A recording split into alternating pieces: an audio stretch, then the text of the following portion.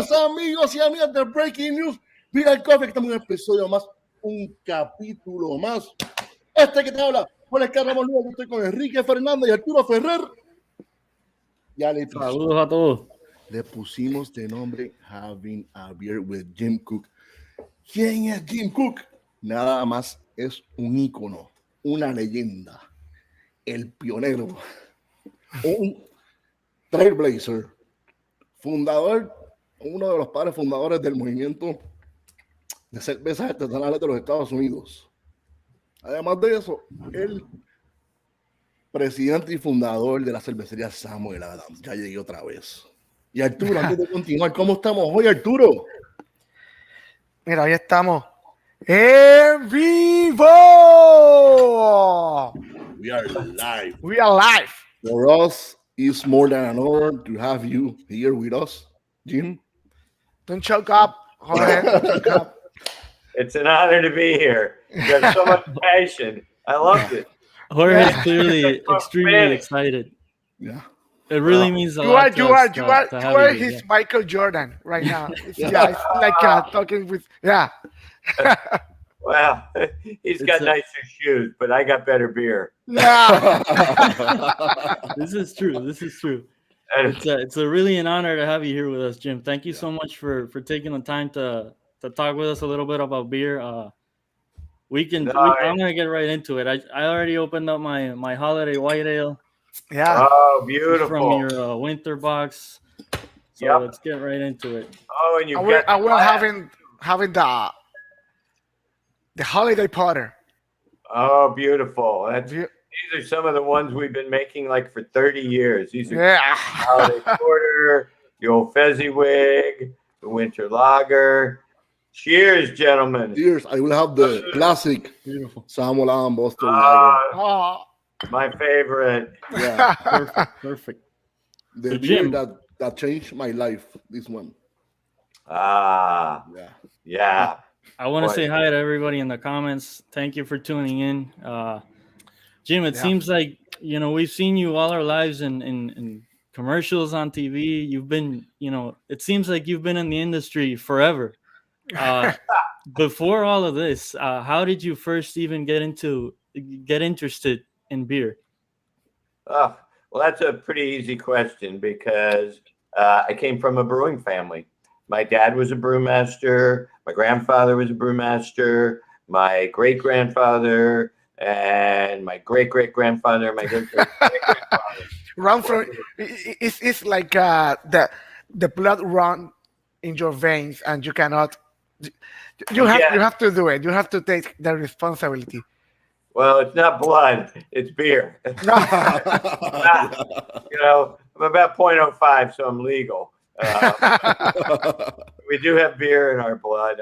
I'm the sixth oldest son in a row to be a brewer, so that was part of my background. My dad was a brewmaster when I was growing up, mainly for like little breweries, because he got out of brewmaster school in 1948, and the beer industry, has gone through a bunch of evolutions. But in 1948, there were almost 1,000 breweries in the United States. So a lot of small local breweries.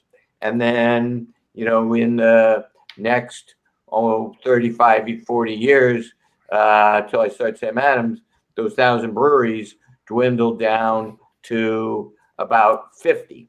So 95% of the breweries in the United States went out of business. And it was tough being a brewmaster. Eventually, my dad, he worked for a couple of breweries that went bankrupt one after the other, and he had to get out of the brewing business and to him, his reality was the big national breweries grinding up all the local breweries. Because I grew up in Cincinnati. There were 5 breweries in Cincinnati. There was Hudipole, there was Shaneling, there was Burger, there was Wiedemann. And there's another one that will come back to me.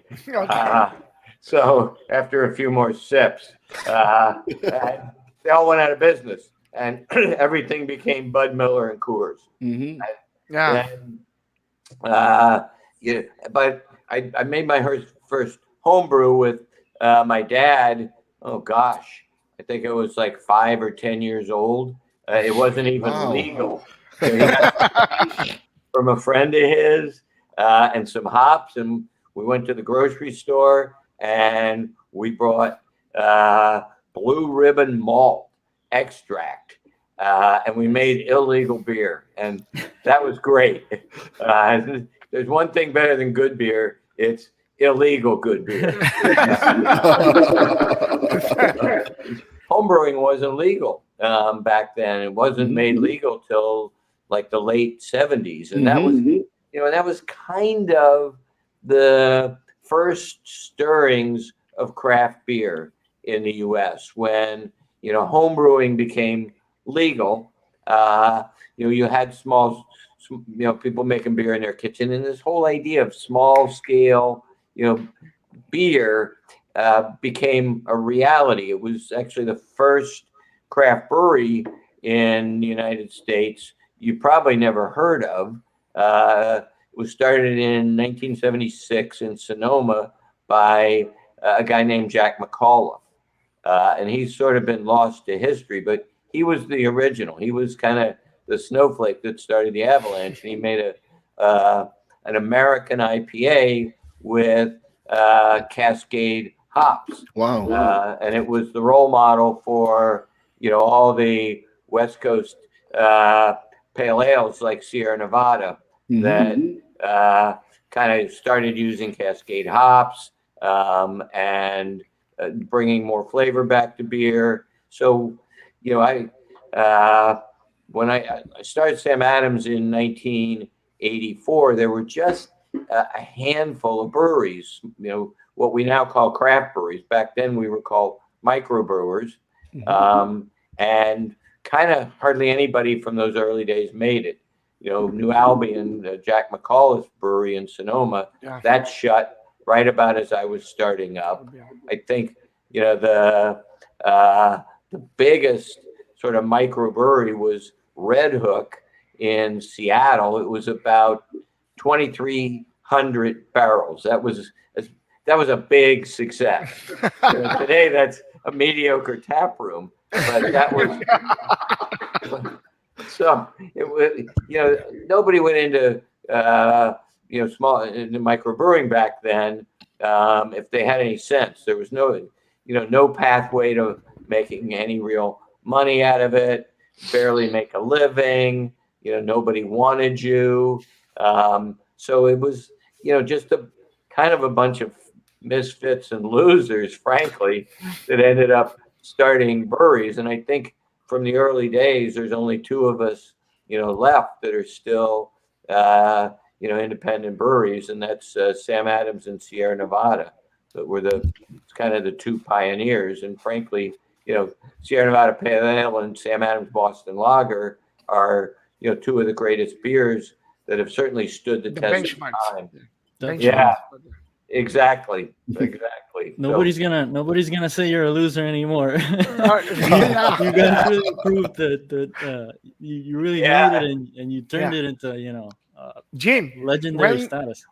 When did you decide to quit your regular boring job and start this career and this fascinating journey? It was 1983. And I mean, I'll give you a little bit of my background. I didn't decide to be a brewmaster. My dad, that was really never on the table, frankly, because the breweries were going out of business, and I didn't want to work for Bud or Miller or Coors. They have brewmasters, but they're really just kind of production supervisors. They're not craftsmen, really. They're great brewers. They're technically competent. They have great standard operating procedures and consistency and so forth. But that was not an inspiring job. So I grew up in Southern Ohio, and I was lucky enough when I was 18 to get into Harvard, and it kind of changed the trajectory of my life. I left Ohio, I moved to Cambridge, Massachusetts, and I got I graduated from the college and then the law school and the business school. So I had 3 Harvard degrees. That was kind of a big deal to my family. And I was working for this kind of high-powered management consulting firm called Boston Consulting Group. It had a lot of really amazing people that went through there. I guess 2 of them that you would have heard of would have been Mitt Romney and Benjamin Netanyahu came through there. Other people, Clayton Christensen, the guy who came up with the term disruptive technologies. So a lot of smart people. I worked there for 7 years. Then I got to the point where I didn't want to do it for the rest of my life. And I realized, well, heck, the rest of your life, that starts tomorrow. So I went in and I quit. And I didn't know what I was going to do. But I had like a year of sort of glide path because I had some clients that I had to finish the work for. And I thought about different things, a couple of different businesses, but I kept coming back to this idea of beer.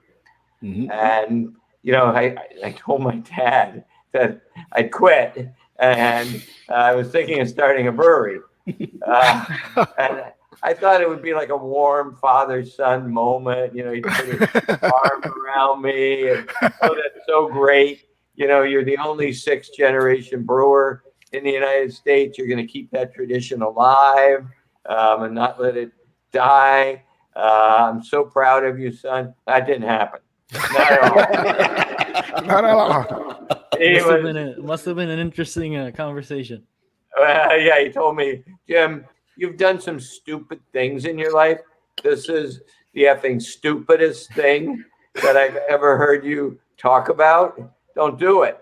Because to him, you couldn't compete against the big brewers, right? They were, they had massive economies of scale, mass production, mass marketing. They controlled the market. There was no way to compete against them. And I explained to him that I wasn't really going to compete against Bud Miller and Coors. They're like McDonald's and Wendy's and Burger King. They're the fast food of beer. I wasn't going to do that. I was going to be like the gourmet restaurant of beer. And I wasn't going to have, that kind of size or scale or anything like that. But I'd have this little brewery in Boston that would make great beer. I had a business plan, and it's going to sound like I'm really stupid when I tell you what the plan was. And this is what I raised. I started with $240,000. $100,000 of it was mine. And so I raised money in like $5,000 and $10,000 sort of before GoFundMe. And I had a plan. And the plan was after 5 years, we would grow to be 8 people. We'd be brewing 5,000 barrels of beer a year.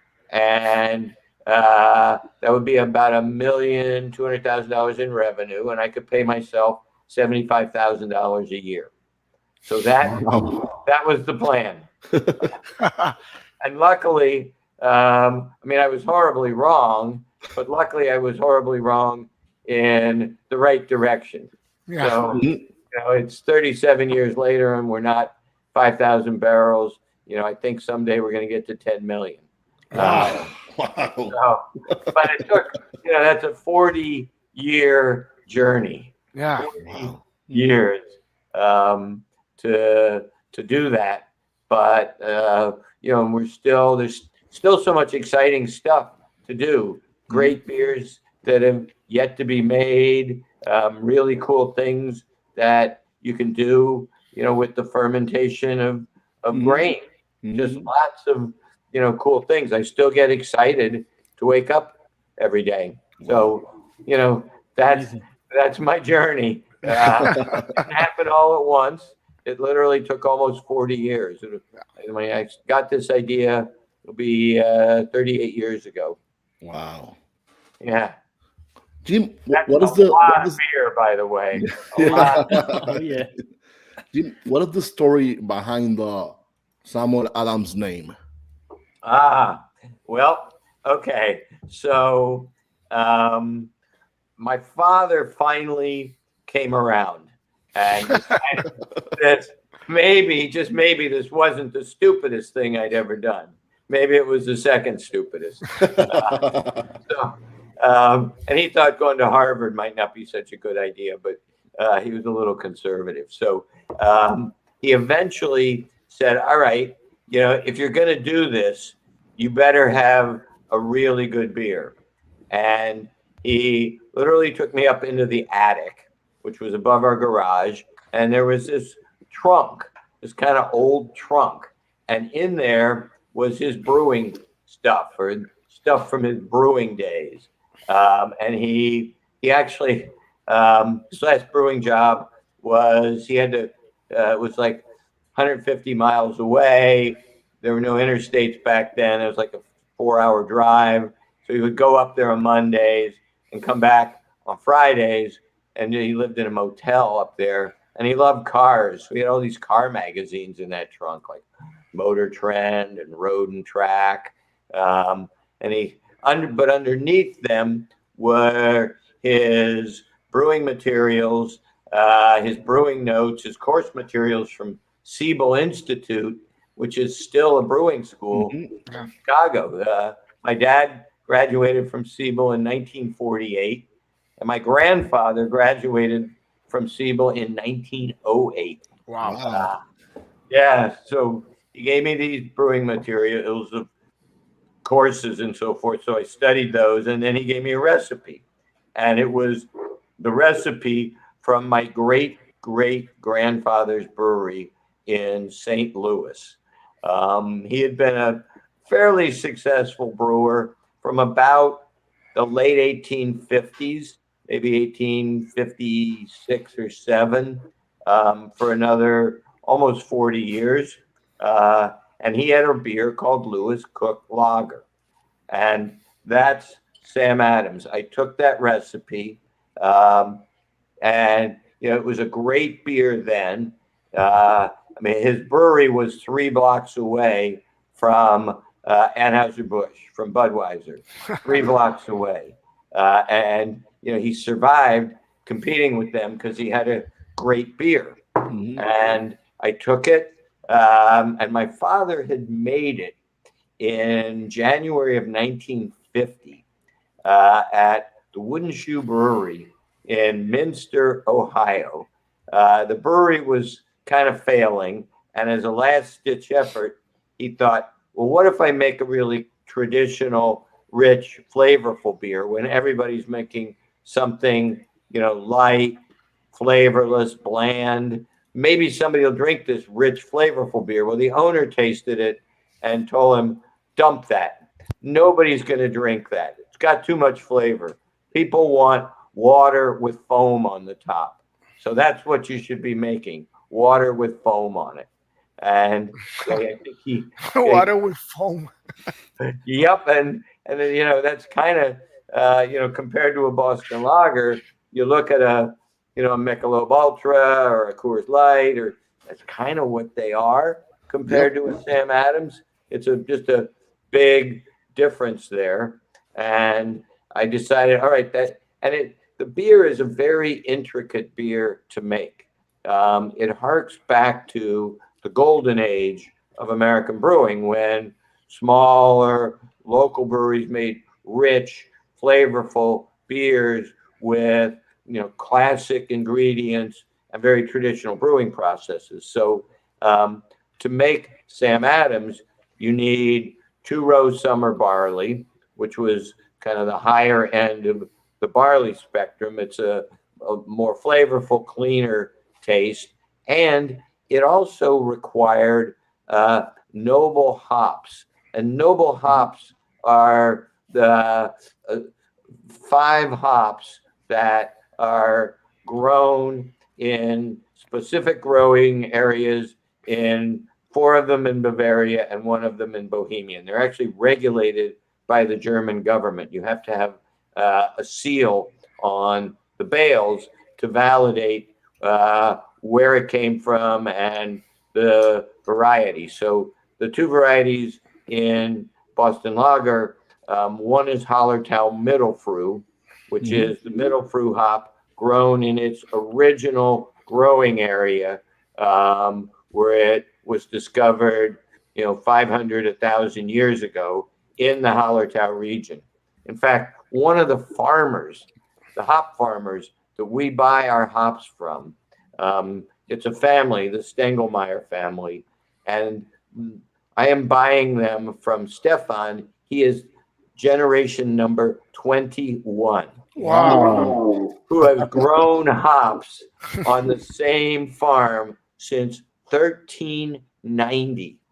Wow. Imagine that. Crazy. I think they know a little about you. They do. I mean, they know every clod of earth, every piece of dirt on that farm. That family has been growing the same crop on the same dirt for over 600 years. So very traditional hops. And then these unusual brewing processes that you might not even have heard of. Sam Adams requires a decoction mash, which means you need a 4th vessel in the brew house. You've got your your typical lauter tub, your mash tub, your brew kettle, but you also need a mash kettle, because we take a portion of the mash out of the mash tub, and we then bring it up to boiling, and we drop it back into the mash tub to spike the temperature very quickly, to get it through the temperature range where the enzymes are very active in breaking the sugars down, because we want to leave a residual in the beer of this kind of drop of sweetness. And in Boston Lager, there's that kind of like a little bit like a drop of honey in the glass. And that I give a more robust, a more flavorful, robust mouthfeel too.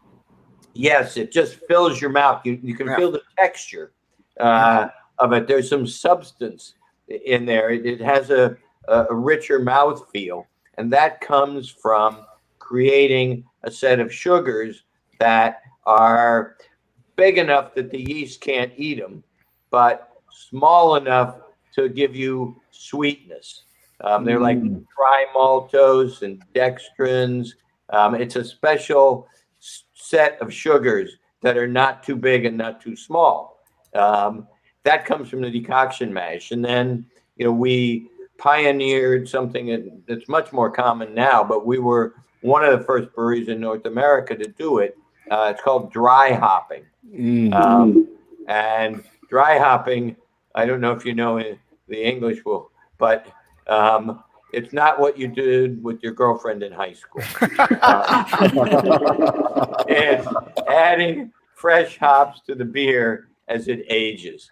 And that gives you the aromatics out of the hops. You put them in the brew kettle, and you're going to blow a lot of those aromatics away. But if you put them in the aging tank, and it just sort of sleeps gently for weeks, absorbing all the aromatics that are delicate and gentle, and that the heat would blow away, but it absorbs those into the beer, and that's why you get this very wonderful noble hop aroma in it. Yeah, really. It's beautiful. Jim, talking about that aroma, you're drinking in this specific glass. Yes. Can you explain the process behind the creation of the perfect pint glass. Yeah. I've got one of the old ones, and it even says aroma in the back here. I don't know if you can see Oh that. yeah. Yeah. Oh yeah. You got And one of it the is. classic. Wow. Oh, that Kike, that's great. Oh, you guys are collectors. How did you I'm guys among friends. How did you guys come up with this? You even named it the perfect pint. The and perfect it pint. literally is. Yeah. You Okay. can't get any I'll more give you perfect than this. the whole story. Let's see. I began to notice that like wine people, would always put their wine in the right glass, and that there were specific glasses to enhance the taste of specific wines. And there's a guy that's on my board who I've known for over 30 years. He's a wine guy. He was, I think, the number 3 master of wine in the United States. And he's pretty honest with me, and because wine people have a lot of BS that they talk about. I mean, they talk. You read a wine review and it says it has notes of old saddle leather and blackberries. I mean, come on. Number one, who wants drinking old saddle leather? And where did they come up with this stuff? So I asked him, his name's Joe Michel. I said, Joe Michel, this thing about wine glasses and specific glasses for specific wines, is that real, or is that more of your wine guy's BS? And he said, no, this one's real. The glass really does affect how the wine tastes, and it's kind of amazing. But I've done it, and it's true. So I said, well, if it's going to do that for wine, it's the same physiology of taste and roughly the same kind of complexities of flavor. Maybe beer is a little more complex because we've got more ingredients in it. But it's the same principles. So that was, and the best wine glass maker, actually the people who pioneered the wine glasses that we know today, it's a company called Riedel, small family company. They're in Austria. I reached out to them to see if they would help me because they're kind of the world's experts, and they weren't interested. Beer was just too low class for them. I know. Well, there's a happy ending to the story, right? So they weren't interested. They thought I was some kind of peasant. So I was, a brewer. I was in America. Who was I? So I gathered a team, in Boston, where we've got lots of universities, lots of professors, and so forth. So I gathered a team of sensory scientists from various places, from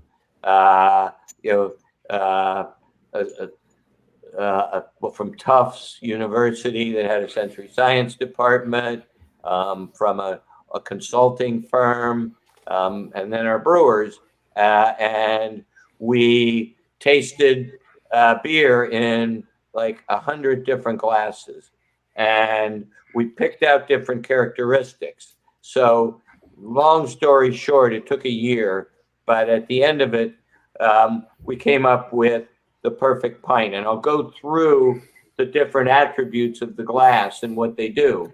If you feel it on the inside lip at the top, there's kind of a bump. That's we call that the turbulator. What that does is when you drink, the beer has to go up and over that, kind of like a ski jump. And that creates turbulence, which then releases carbon dioxide, and with it, the aromatics from the beer, releases them all just as you drink it. So you get them rising up into your nose and a bigger sensory impact with that first sip and sips going forward. So you get aroma release with each sip. The lip is turned outward. That's to put the beer on the front of your tongue, rather than you take a pint glass, it kind of shoots to the back. With the downward turned lip, it goes to the front of your tongue, where the sweet taste buds are more active and concentrated, and that enables you to taste the body and the sweetness of the malt right up front, just as it hits your tongue. And then you get the spiciness and floral notes from the hops. So it amplifies the flavor just as it comes into your mouth. And this bowl shape actually concentrates the aromas. If you actually look at a sommelier's glass, it's about this size and shape. That is the best shape for capturing and concentrating the aromas. And then it narrows at the bottom so that, and you can hold it without grabbing it like a pint glass. You don't put as much heat into the beer, and the beer stays cold longer. And then at the very bottom, you'll I don't know if you can see it on the camera, but the bubbles, there's very tiny bubbles rising through the beer. Yeah, and that's caused by this laser etching. Yeah, there you go. That pale, ghostly circle. We etch that in there with a laser, and bubbles form on that. Just like in a pint glass when you have a scratch from the inside and the bubbles come out of it. It's called a nucleation site where the bubbles can form, and these bubbles rise through the beer, and as they rise, they collect the aromatics from the beer, and then they pop. So you're constantly getting aroma release from the beer as you drink it. I think I have maybe I don't know. This is my perspective. If the nucleation make the head of the beer and make a constant head, and I think I don't know, but that head protects the beer from oxidation too. Maybe a little bit. Yeah, that's right. That's right. We have a good palate, Arturo. It's also one of the easiest glasses that I've ever used to actually pour the beer in. It's like almost like you can never get a bad head with this glass. Like if you do the proper, some glasses you end up with a whole mess, and with this one, it's like it's always the perfect serving. That's right. That's right. And you don't even have to be sober. On this, but you're right. You want kind of that, maybe a finger or two of foam at the top of the beer. Right. It's like a crown on the beer. Beautiful. Beautiful pour right there. We're gonna call it Corona. Perfect. So Jim, we have a couple of question videos that we got in from viewers.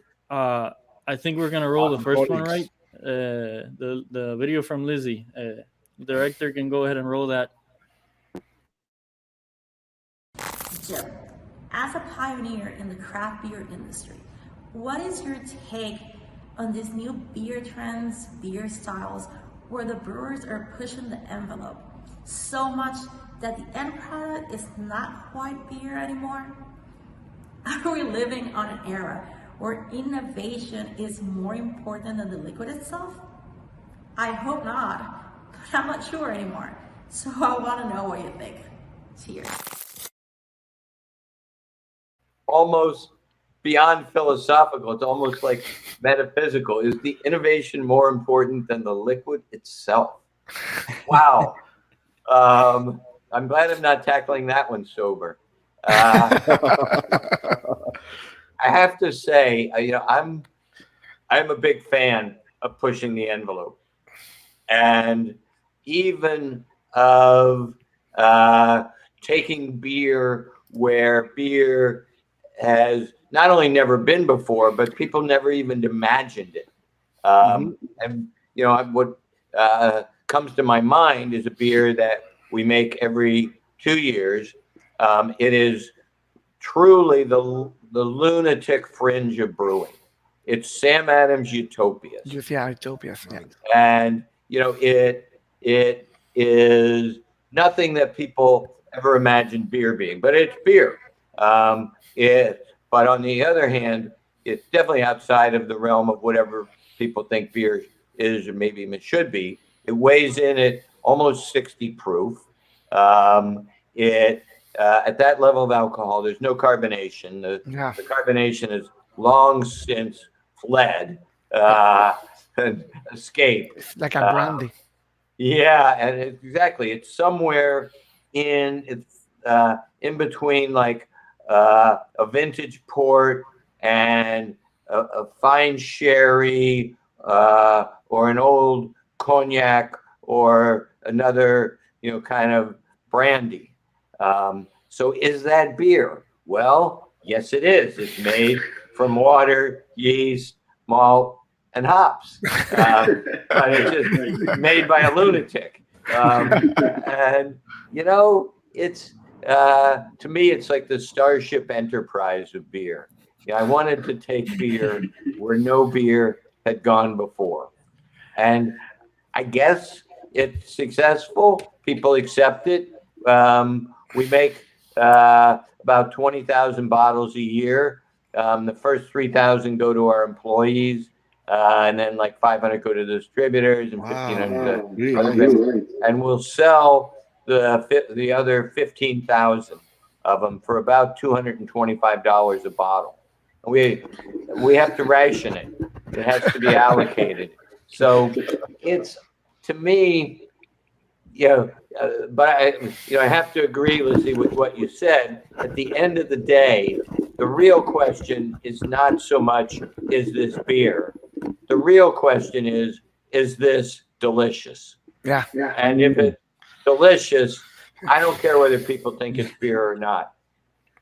I remember this one that you guys make. It was with, I think it was champagne. It was Delphinium. Yes. The bottle was very elegant, very beautiful one, and super sexy bottle. Yeah, super sexy. We got that one. Champagne. Oh, good. Yeah. You guys remembered that. That was a lot of fun for me. That was a project with the oldest brewery in the world. In Germany, there's a brewery called Weinstefan. It's almost 1,000 years old. It started in 1840. And today, it is not only the oldest brewery in the world, but it's the German Brewing University. If you want a PhD, in brewing, you get it at Weinstefan. It's probably the most concentrated place of beer and brewing knowledge in the world, and it's considered a national treasure in Germany. So it's actually owned by the Bavarian government.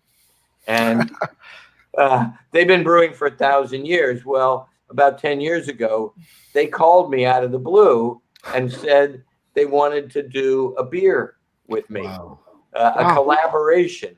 And that was such an honor that, the oldest brewery in the world, one of the most, iconic places. I get goosebumps when I'm there. You walk up this hill. The brewery's kind of up at the top of the hill, and you walk up there and you're thinking, wow, for 1,000 years, brewers have walked up this hill every day to make their beer. And now I am one of them. So, and I told them, we have to do something special. We can't just go brew, a Dunkel or a Pils or a Weiss or a Helles or anything normal. We have to make a champagne type of beer.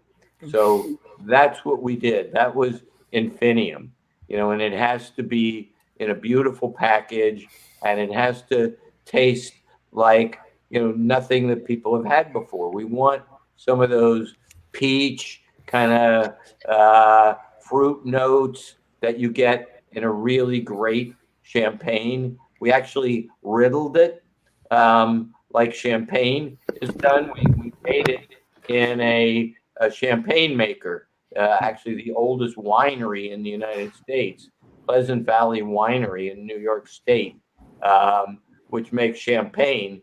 That's where we actually stored it, riddled it, and put it in those bottles. So that was, to me, that was such a cool project to be honored that, the oldest brewery in the world, arguably maybe the finest in terms of technical brewing skills in the world wanted to brew with this, upstart, small American beer. Oh, beautiful. You still have one. There it is. I still have the one. I Yeah. only have one. Yeah. Arturo, you have as many as I Great, do. so people can see what we're talking about. Awesome. Yeah, it's a champagne bottle. It's got that dished out bottom and a red top and a champagne cork on it. It's beautiful. And the beer was great too. Yeah, I loved it. I loved it. I think we have a second video from our friend Che. He's one of the great local brewers here on the island. He's got a bunch of things going on, new things. So if we can roll that second video, go for it. Hey, hi Jim. I am Jose Che from the Puerto Rico Beer Project.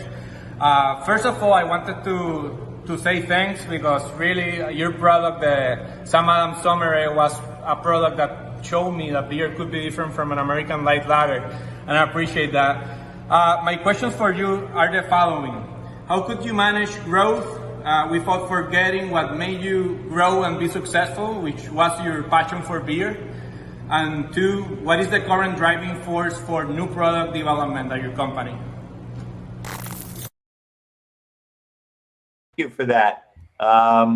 Let's see. How do you keep growing and still have passion? I mean, I'm just lucky. I get excited.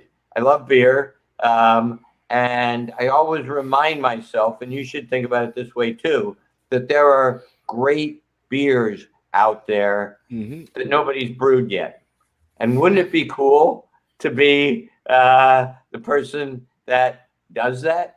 I mean, because you have to remember, beer didn't exist when God made rocks and trees and dirt and things like that. It is a creation of the human mind and of the human, passion and human heart.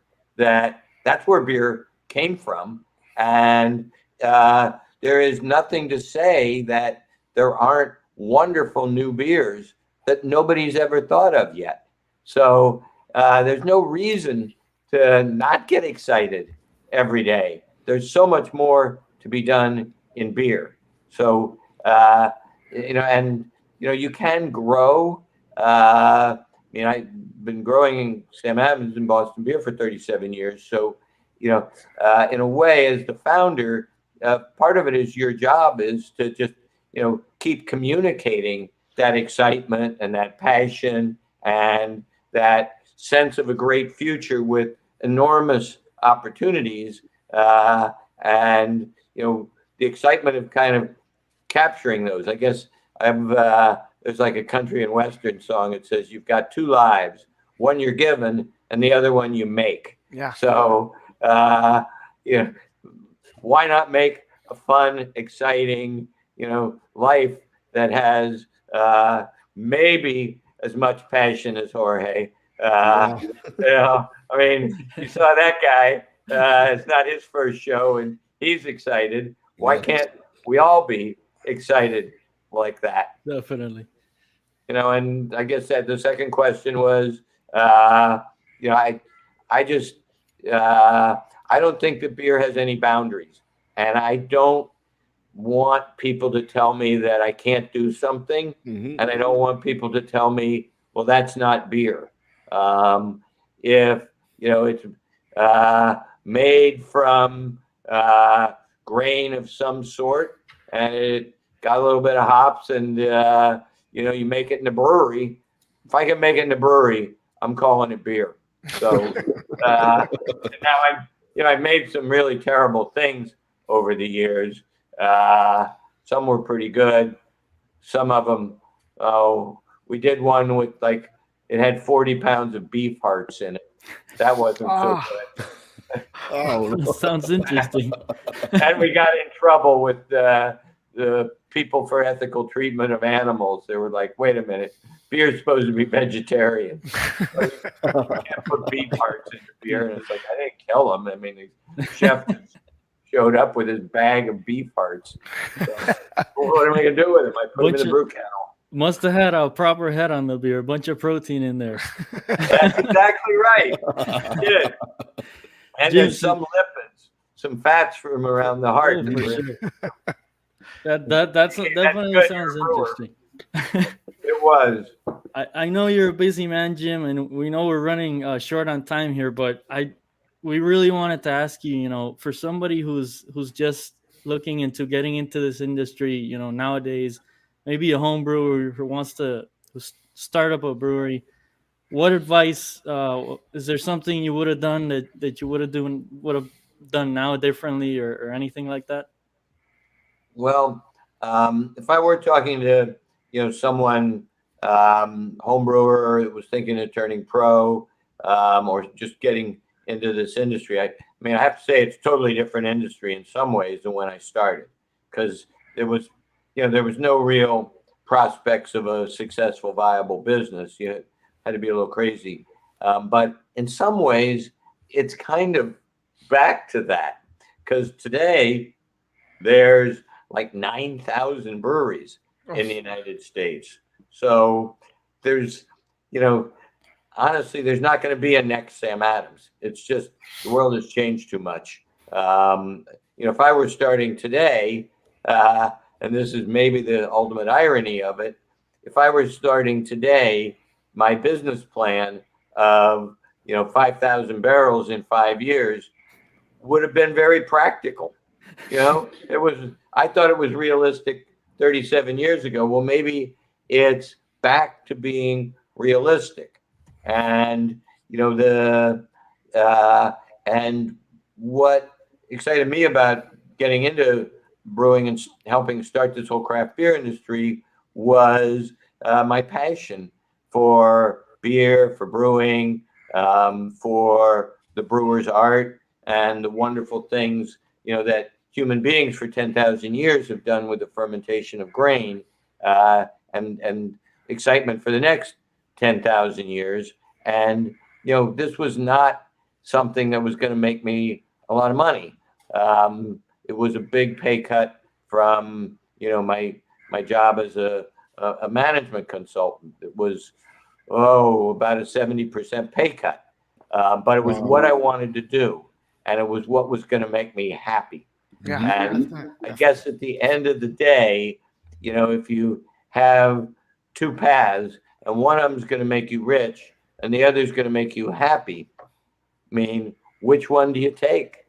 The one that's going to make you happy. Because, you know, if you care more about being rich than being happy, you're a sociopath.